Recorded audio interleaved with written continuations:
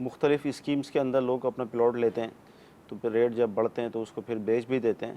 تو اسی طرح کا اگر ایک پلاٹ لیا کسی اسکیم میں اور ابھی اس کی ادائیگی پوری نہیں ہوئی ہے اور آگے بیچنے کی صورت بن رہی ہے، تو اب زکوٰۃ کا سلسلہ کیا ہوگا اس میں؟ اگر نفع حاصل کرنے کے لیے جی یا انویسٹ کے پرپز کے لیے کوئی پلاٹ خریدا ہے، یوں کہ رقم لگا دی جائے بعد میں اس کو بیچ کر اس سے نفع حاصل کریں گے، جی تو یہ گویا کہ مال تجارت ہے۔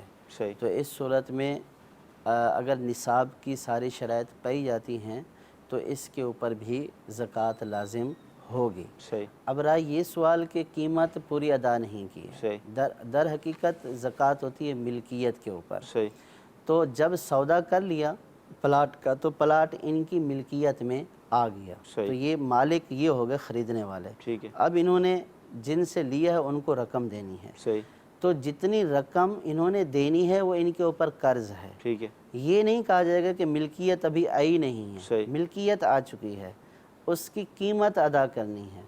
جب کوئی چیز خریدی جاتی ہے تو ملکیت آنے کے لیے یہ ضروری نہیں ہے کہ پوری پیمنٹ کر دی جائے صحیح تبھی ملکیت آئے گی۔